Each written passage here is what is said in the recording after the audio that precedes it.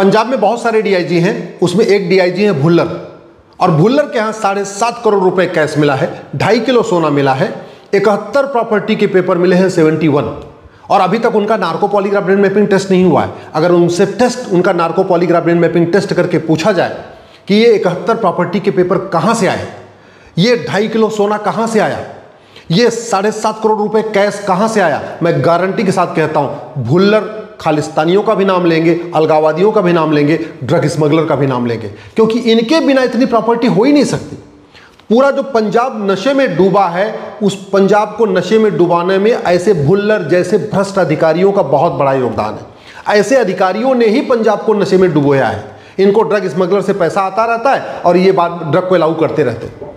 Supreme court ने कहा है कि बार बार आप ड्रग पेडलर को पकड़ रहे हैं, नशा बेचने वालों को पकड़ रहे हैं, इनके सरगना को क्यों नहीं पकड़ रहे, और ये कड़वी सच्चाई भी है।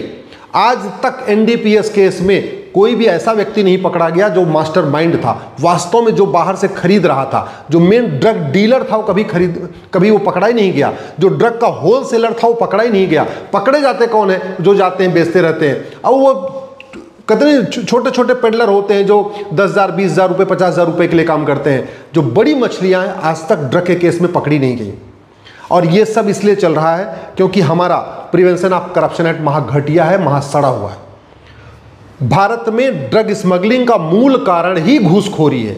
नशा तस्करी का मूल कारण है घूसखोरी, और घूसखोरी का मूल कारण है ये घटिया प्रिवेंशन ऑफ करप्शन एक्ट, जो इतना सड़ा हुआ है कि आज तक किसी भी भ्रष्ट अधिकारी को, भ्रष्ट थानेदार को, भ्रष्ट हवलदार को, भ्रष्ट डीआईजी को, भ्रष्ट लेखपाल को, भ्रष्ट पटवारी को, भ्रष्ट नेता, भ्रष्ट नौकरशाह को न आज तक फांसी हुई, न किसी की 100% प्रॉपर्टी जब्त हुई, न किसी की नागरिकता खत्म हुई। ये जो पूरे पंजाब और पूरे देश में ड्रग स्मगलिंग चल रही है, उसका एक बड़ा कारण ये है हमारे यहाँ बेनामी लेन देन।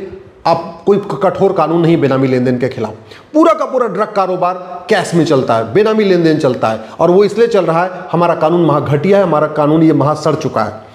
पूरा का पूरा ड्रग का कारोबार ब्लैक मनी के जरिए होता है, कैश में होता है, ब्लैक मनी के जरिए होता है। और भारत में ब्लैक मनी इसलिए जनरेट हो रही है क्योंकि हमारा ब्लैक मनी एक्ट भी महा घटिया है, महा सड़ा हुआ है। मुकदमा जल्दी शुरू नहीं होता, और शुरू भी होता फिर ख़त्म नहीं होता, तारीख पे तारीख चलती रहती है। भारत में ये जो ड्रग का कारोबार है, इसका पूरा का पूरा कारोबार चलता है हवाला के जरिए, और ये इसलिए चल रहा है क्योंकि हमारा हवाला का कानून भी महा घटिया है, महा सड़ा हुआ है। और पूरे दुनिया में सबसे ज़्यादा ड्रग की खपत भारत में हो रही है। पूरे दुनिया में सबसे ज़्यादा ड्रग भारत में बेची जा रही है क्योंकि दुनिया का सबसे सड़ा हुआ कानून हमारा है।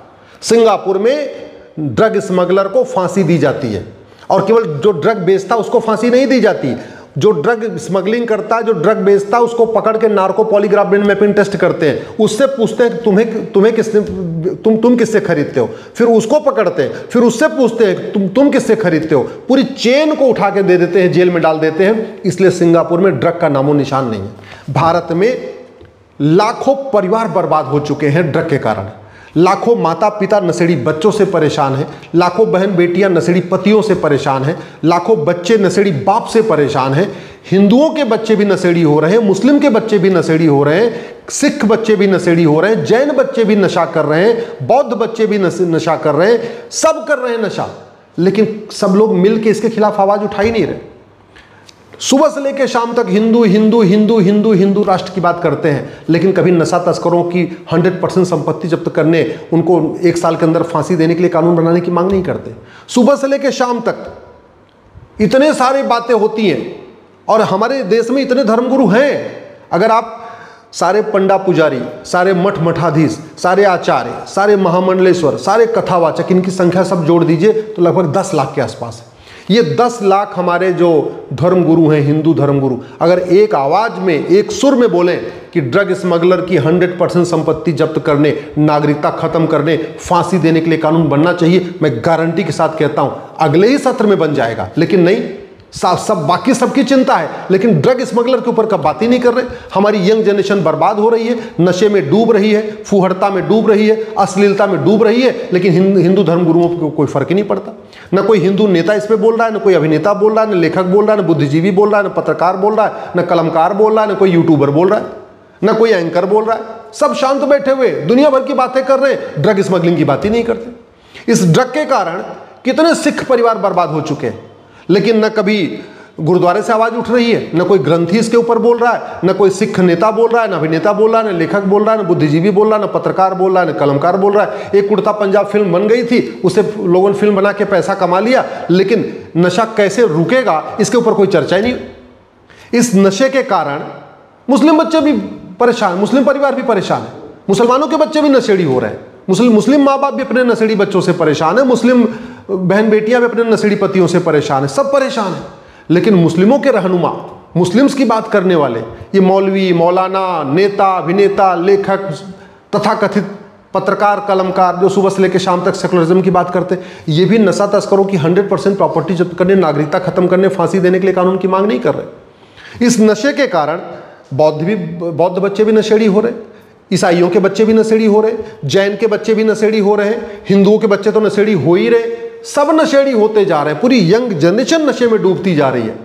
लेकिन क्या मजाल कि कोई हिंदू, मुस्लिम, पारसी, ईसाई, जितने इनके अपने पादरी हैं, पास्टर हैं, ग्रंथी हैं, जैन मुनि हैं, जैनाचार्य हैं, महामंडलेश्वर हैं, शंकराचार्य, कभी नशे के खिलाफ एकजुट होकर आवाज नहीं उठा रहे।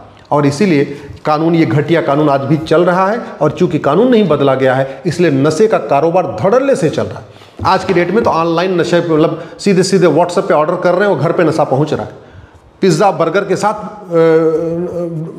नशे की पुड़िया पहुंच रही है। आज की ये स्थिति हो चुकी है। भारत में दलितों के रहनुमा खूब हैं, दलित सेना, भीम सेना, भीम आर्मी, आज़ाद सेना, ऐसे कितनी सेना बन गई है। करोड़ों की संख्या में लोग बाबा साहब अम्बेडकर की पूजा कर रहे हैं, लेकिन कोई भी अम्बेडकरवादी, कोई भी दलित चिंतक, कोई भी दलितों का रहनुमा ये नहीं कह रहा है कि भैया एक काम करो, नशा तस्करों की 100% प्रॉपर्टी जब्त करने, नागरिकता खत्म करने, फांसी देने के लिए कानून बनाओ। कोई मांग ही नहीं कर रहा। पिछड़े बच्चे भी नशेड़ी हो रहे, यादव के बच्चे, पटेल के बच्चे, कुर्मी के बच्चे, केवट के बच्चे, मौर्य के बच्चे भी खूब नशेड़ी होते चले जा रहे हैं। लेकिन पिछड़ों की बात करने वाले, पीडीए की बात करने वाले, और भी दुनिया भर की बात करने, लोहिया की बात करने वाले, समाजवाद की बात करने वाले, कर्पूरी ठाकुर की बात करने वाले, कोई भी नहीं कह रहा है कि हाँ नशा तस्करों को फांसी होनी चाहिए, इनकी नागरिकता खत्म होनी चाहिए और इनकी 100% प्रॉपर्टी जब्त होनी चाहिए। वैसे बहुत सारे लोग छत्री सेना बना के बैठे हुए हैं, करणी सेना बनी हुई है, पता नहीं और भी छत्रियों की कितनी सारी सेना बनी है, लेकिन कोई भी छत्री नेता, अभिनेता, लेखक, बुद्धिजीवी, पत्रकार, कलमकार ये नहीं कह रहा कि भैया हमारे छत्रियों के बच्चे जो है नशेड़ी होते जा रहे हैं, नशे में डूब रहे हैं, एक काम करो इसके खिलाफ कठोर कानून बनाओ।